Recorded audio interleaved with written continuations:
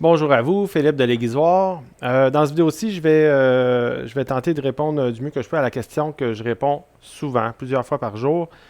Euh, c'est quoi la différence entre un couteau européen ou occidental et les couteaux japonais? Donc, c'est des couteaux qui sont vraiment différents. En fait, souvent les gens me demandent, mais pourquoi il y a une si grande différence de prix? Est-ce que c'est parce que c'est des bijoux, c'est esthétique? Je dirais non. Vraiment, les couteaux japonais sont faits d'une façon très différente. Donc, je vais vous montrer ça. Je dirais que les couteaux japonais puis européens, c'est des couteaux qui se complètent. Tu sais, on me dit lequel est le meilleur. Ben, c'est vraiment, en fait, les deux, je dirais, ont des forces et faiblesses. Bon, c'est sûr que le couteau japonais est beaucoup plus tranchant. Donc, c'est sûr que au quotidien, d'avoir un couteau qui est plus tranchant, ça a beaucoup d'avantages. Par contre, c'est plus fragile. Les couteaux japonais, comme ils ont des aciers, en fait, la façon que les couteaux japonais sont faits, euh, généralement, là, c'est la base. Là. On a une enveloppe qui est molle, puis un cœur qui est très dur. On voit ici là, la démarcation, la ligne un peu irrégulière là, entre l'enveloppe et le cœur. Donc, l'enveloppe, elle est molle, le cœur, il est très dur. Donc, c'est un acier qui est beaucoup plus dur que les couteaux européens. Donc, en étant plus dur, c'est plus fragile. Donc, les matériaux qui sont plus durs, généralement, sont plus cassants. Puis, comme c'est des lames aussi qui sont faites de façon très fine, là, on voit ici, là, c'est peut-être pas évident à voir comme ça, là, mais on le sent, là, quand, que, quand je prends ce couteau-là, puis je fais ça comme ça, c'est à peine si je me rends compte si je suis au bout de la lame ou pas, là, tellement que c'est fin. C'est comme, ça finit plus de s'amincir, là. Donc, c'est très fin comme lame. Donc, c'est plus cassant. Donc, en étant plus dur, plus fin, si on pogne un os là, dur avec ça, on peut faire une coche dans la lame. Fait que là, on peut perdre facilement 10-15 ans d'utilisation du couteau avec un coup. Par exemple, si on force dans une courge vraiment robuste, là, puis on force, qu'on met tout notre poids dessus, là, il y a des bonnes chances qu'on va venir tordre la lame, voire créer des brèches, là, des coches dedans. Le couteau européen, lui, en fait, il est généralement fait généralement, c'est pas mal toujours le cas, fait d'un seul acier. Donc, c'est vraiment une lame qui est homogène. C'est le même acier partout. Donc, il n'y a pas d'enveloppe ou de cœur. Là. Donc, c'est sûr que c'est des procédés de fabrication qui sont beaucoup plus simples. Ça peut expliquer là, le prix qui est plus bas. Donc, au niveau industriel, là, c'est quand même assez relativement facile à faire. Euh, c'est des couteaux qui généralement sont plus épais, sont donc plus robustes. Les aciers sont plus mous, mais c'est quand même dur. C'est des aciers trempés, mais si on compare aux aciers des couteaux japonais, c'est plus mou. Donc on pourrait dire que c'est une dureté moyenne pour le couteau européen en général. Donc c'est sûr que ça, si on zigonne dans une courge, là, puis qu'on met du poids, puis qu'on y va, ça va. C'est fait pour ça. C'est robuste. Ça va pas, on va pas faire une coche dedans là, qui va, qui va user le couteau de 15 ans. Par contre, c'est moins tranchant. Les couteaux européens, même les bons couteaux comme ça, là, un ankle classique, là, très, avec une lame qui est très robuste, épaisse. C'est un couteau qui est bien fait, vraiment, une belle finition de ça. Mais ça, on ne peut pas avoir un tranchant avec ça, comme on aurait avec un couteau japonais. En fait, quand j'aiguise ces couteaux-là, les couteaux européens, je les aiguise à un angle beaucoup plus grand. Le couteau japonais, lui, on va pouvoir faire un angle beaucoup plus fin parce que ce type d'acier-là, la dureté de l'acier du couteau japonais, va permettre de soutenir ce fil-là qui est beaucoup plus fin. Si j'aiguise un couteau européen de cette façon-là, ça ne tiendra pas. Là, en dedans de quelques semaines, là, ça va s'émousser, en fait.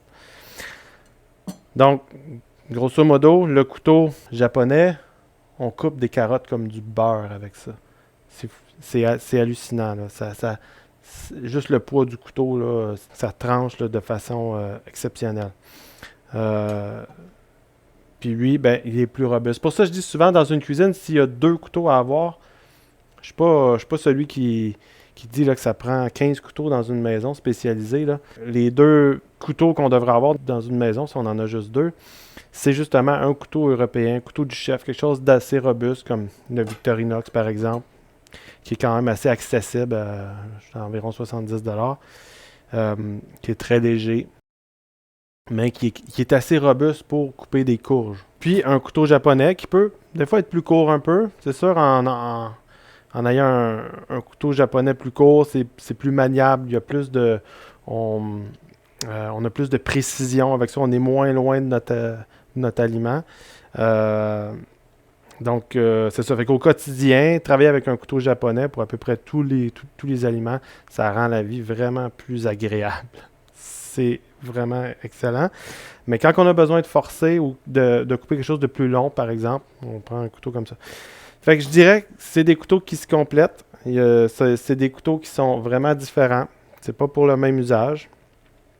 Mais s'il y a un seul couteau à avoir dans une cuisine, je vous dirais l'européen, c'est un meilleur choix.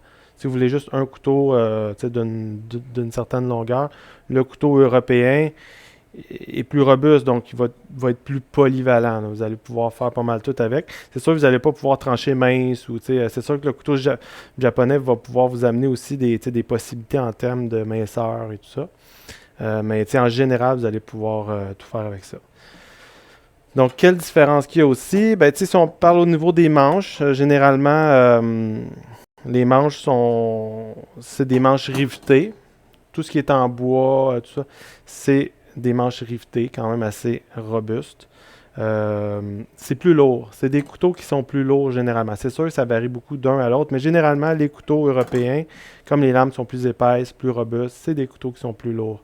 Quand on prend un couteau japonais pour la première fois, un couteau japonais artisanal, on le lance presque là, parce qu'on s'attend à ce que ça pèse plus que ça. C'est vraiment impressionnant là, le poids de ces couteaux-là. Ben, évidemment, là, au niveau des manches des couteaux européens, ça varie. Là. Il y a des couteaux plus, on pourrait dire, commerciaux. Là. Moi, j'appelle ça les tanks. Là. Si vous voulez un couteau, là, vous ne vous cassez pas la tête, pas trop d'entretien. Évidemment, l'affilage est toujours important là, sur un couteau. Mais au niveau du manche, on n'a rien à faire là-dessus. Là. On n'a pas besoin d'huiler ça. Ou, c'est moulé. Ça. Bon, ça, c'est des couteaux de resto. Là, moi, j'apprécie pour la simplicité et tout ça. Si vous voulez un couteau qui est peut-être un peu plus agréable en main, justement, le bois, là, c'est quand même pas mal plus agréable. Si on prend, par exemple, ce couteau-là, lui, c'est vraiment une soie là, qui va jusque derrière ici. À mon avis, c'est un couteau qui est trop lourd pour rien. Mais il y a des gens qui aiment quand même avoir un certain poids. On parle, au fond, de se servir un peu de la gravité pour couper. Bon, c'est une façon de travailler.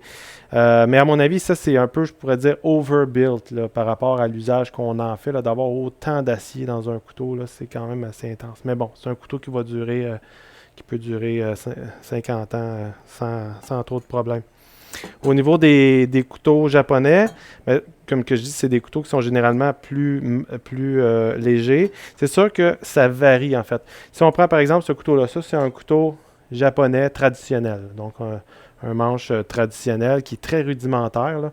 La soie, là, qui est la partie en acier ici qui rentre dans le manche, arrête à peu près ici. Donc ça fait un manche qui est très très léger. Le poids est un petit peu plus vers la lame, ce qui fait que souvent ces couteaux-là, d'ailleurs, on va les tenir plus comme ça. Le pinch grip, là. Ce qui fait, parce qu'on n'a pas besoin de forcer avec ces couteaux-là, on n'a pas besoin de prendre, de couper avec un effet de levier très très important. Juste de le tenir comme ça, c'est suffisant. Puis c'est beaucoup plus rapide et plus précis.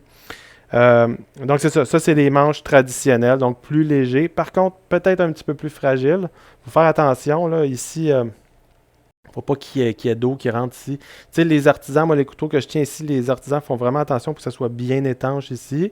Mais bon, avec les années, ça pourrait peut-être arriver qu'il y ait une petite brèche. Puis quand vous rincez les couteaux, vous êtes toujours mieux de les rincer par en bas que par en haut, puis que l'eau rentre là, à la longue. Sinon, ben ici, c'est toujours bien de huiler, cirer les manches une fois de temps en temps, là, juste pour s'assurer que l'eau ne rentre pas dedans. Si l'eau pénètre dans le manche avec un certain temps, ça va se mettre à travailler, ça peut fendre, tout ça. Donc, c'est des manches un petit peu plus fragiles, mais qui peuvent durer une vie si on fait attention.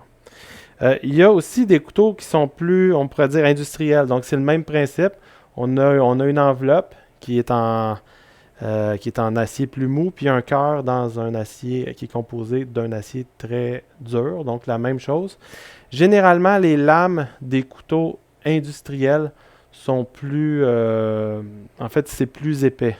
Donc, un petit peu moins tranchant, un peu plus robuste. C'est comme un petit peu un entre-deux. C'est plus proche du couteau japonais traditionnel que du couteau européen, mais quand même, ça se rapproche un petit peu du couteau européen parce que c'est un petit peu plus épais.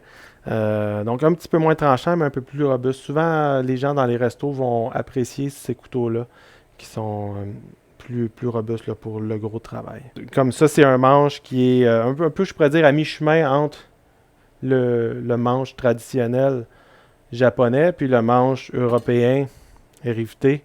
Donc, on est comme un peu entre les deux, là. Il y a vraiment de l'acier qui vient jusqu'ici. Ça, c'est soudé là. Donc, c'est des manches qui sont beaucoup plus robustes, mais un petit peu plus légers que les couteaux, que les couteaux, en fait, que les manches européens occidentales. Il y a d'autres couteaux, par exemple, ici. Ça, c'est un couteau japonais industriel, le Tojiro. C'est probablement la meilleure qualité-prix là, qu'on peut trouver sur le marché à une centaine de dollars. Lui, il y a vraiment une enveloppe, un cœur, c'est la même chose. On le voit un petit peu moins, là, il est moins, c'est moins un couteau qui flash, là, mais il est composé vraiment d'un cœur, puis d'une enveloppe et d'un manche de style occidental, européen, avec des rivets, une soie qui va jusqu'à l'arrière ici. C'est un style intéressant. Ça fait un manche qui est en effet beaucoup plus robuste que ces manches-là, donc pas d'entretien. C'est des couteaux aussi qui sont plus épais. Donc un petit peu moins tranchant, mais un peu plus robuste. Quand on n'est pas habitué avec les couteaux japonais, ça c'est quand même vraiment un bon choix. Fait que finalement, pour répondre à la question, c'est quoi la différence entre les deux? Finalement, là, si on fait un résumé, le couteau européen, il est robuste, il est très très durable, mais il est un peu moins tranchant. Donc on peut parfois être déçu un petit peu quand on est habitué avec un couteau japonais, qu'on reprend un couteau européen, occidental. On peut être déçu un peu de la coupe de ces couteaux-là. Les couteaux japonais, plus tranchants, mais plus fragiles, donc ça demande de prendre soin un peu plus. Voilà, j'espère que ça répond à votre question. Merci, au revoir.